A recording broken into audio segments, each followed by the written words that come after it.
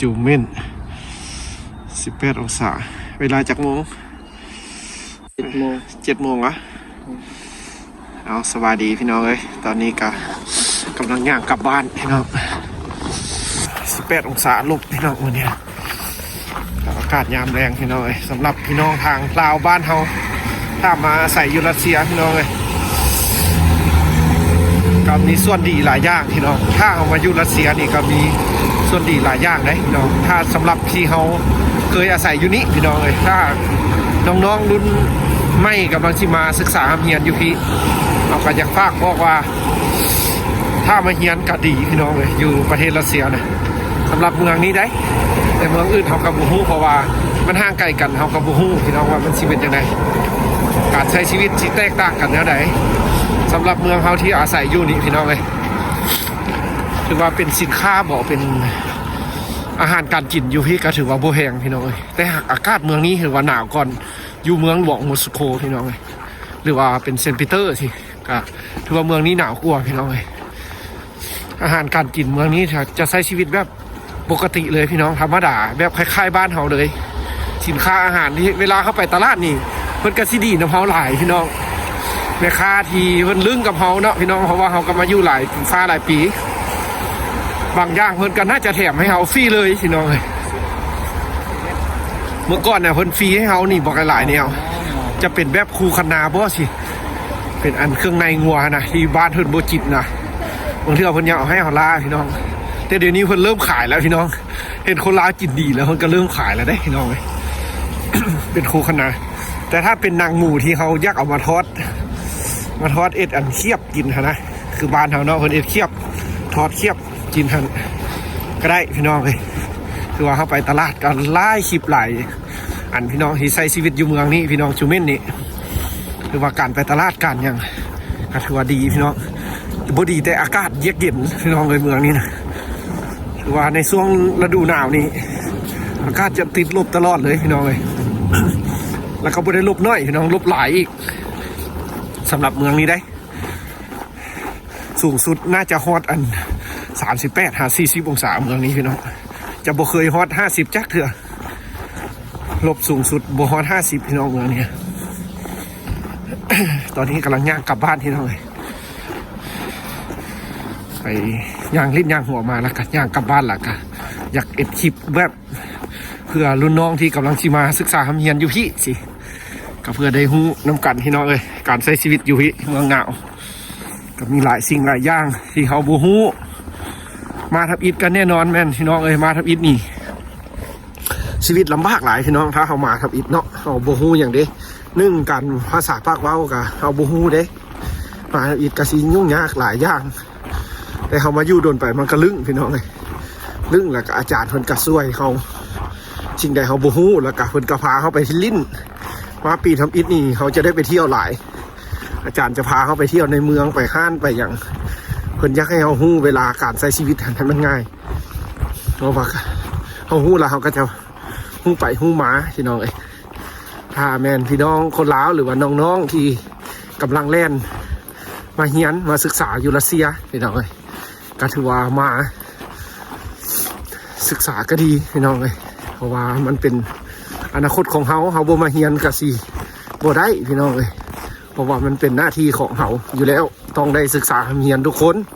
ผู้ใดที่มีความคิดก้าวหน้าก็ต้องได้ศึกษาเฮียนเพื่อเอาความรู้มาใช้ตัวเองนั่นแหละพี่น้องเอ้ยแล้วก็เพื่อชีวิตของตัวเองที่ต้องสืบโตไปแต่ละมื้อแต่ละวันพี่น้องเอ้ยการศึกษานั้นมันดีอยู่แล้วพี่น้องเอ้ยถ้าบ่เฮียนก็ถือว่าบ่ได้แต่สำหรับการใช้ชีวิตถ้ามาใช้ชีวิตอยู่รัสเซียครับดีพี่น้องถ้าเขากินอาหารบ้านเขาได้นะเป็นปลาเป็นเป็ดเป็นไก่สิอยู่รัสเซียกับจับโบแหงพี่น้องเป็นซีนหมูซีนงัวกับจับโบแหงน่าจะถือกว่าบ้านเขาหลายกิโลพี่น้องไก่นี่ตัวหนึ่งบุหรี่50,000สับพี่น้องอยู่รัสเซียอาหารการกินพี่น้องโอ้เย็นฮอตเงินแล้วอยากไปลิ้นมาอันนี้ก็ถือว่าเป็นบ้านที่เขาอยู่เขาก็เศร้าแต่หากเศร้าบ้านแพงได้คือรัสเซียเดือนหนึ่งนี่ถ้าเป็นเงินกีบของ7 ล้านรถเป็นออกประมาณนี้ ถ้าเป็นเงินรัสเซียอยู่20,000 ปลายค่ะ30,000ถือว่าเราได้เศร้าร่วมกันหลายคน เพื่อจะเดินในสะดวกในการแต่งอยู่ขอจินแต่เขาบ่ได้มาเศร้าได้ทุกปีได้พี่น้องนอกจากปีไงปี5ปี4เราจึงได้มาเศร้าอยู่นอกได้เจอกันใหม่คลิปหน้าพี่น้องสำหรับมื้อนี้กะหอนห้องแล้ว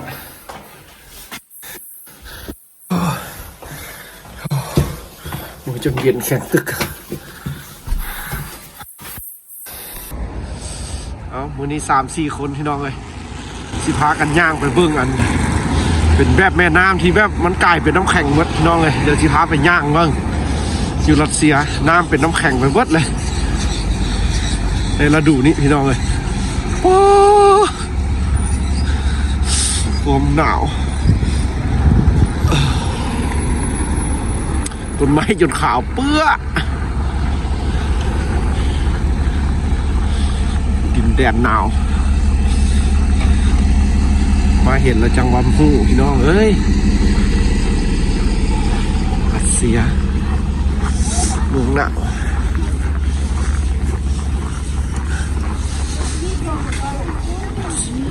ขาวเปื้อเลยมูลนิธิพากันไปย่างแบบมันเป็นแม่น้ำพี่น้องแม่น้ำที่เป็นน้ำก้อนเลย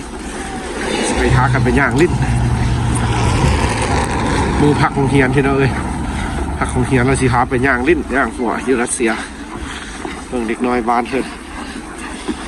เกือบที่เขาเจ้าใส่กันหนาวแบบใจลอยเลยนะน้องเลยตูนไม่เข้าเอาพี่น้องเดี๋ยวไปฮอดราชิทายให้เบิ่งเด้อ4 คนวันนี้นะต่างย่างลิ้นย่างหัวเลยเบิ่งความแปลกประหลาดอยู่บ้านเถิดน้ำที่แบบมันเป็นน้ำแข็งไปหมดเลยพี่น้องเลย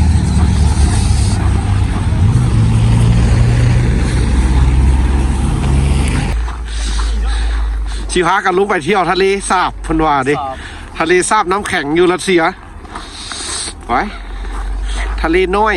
น้ำแม่น้ำน้อยสาบน้ำงึมบ้านเขานี่ละพี่น้องเอ้ยไปชีพาลงไปเบิ้งพี่น้องเบิ้งเขาไหมคุณเดี๋ยวโอ้เด็กน้อยสไลด์มาดิฮันแหละคักแล้ววันนั้นแหละมันจะเป็นน้ำพี่น้องเป็นแม่น้ำแต่เดี๋ยวนี้มันกลายเป็นน้ำแข็งหมดแล้วพี่น้องเดี๋ยวสิพาลงไปย่างเบิ้งว่าคุณเขามันสิสามารถไปได้บ่แต่คือที่มันไปได้100%พี่น้องเลยเนาะมื้อนี้ยุดรัสเซียพี่น้องเลยอากาศใสๆงามๆแบบนี้เลยสิพาลงไปเบิ้งพี่น้องเลยแล้วมื้อนี้สิพาลงไปลุ่มพุ่นพี่น้องไปว่อนแม่น้ำพุ่นแหละลุ่มพุ่นแหละ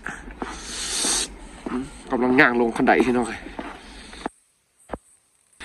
จริงๆหันสวนกันว่าอยากมาเบิ้งขึ้นตึกป่าพี่น้องเลยมาเอาป่า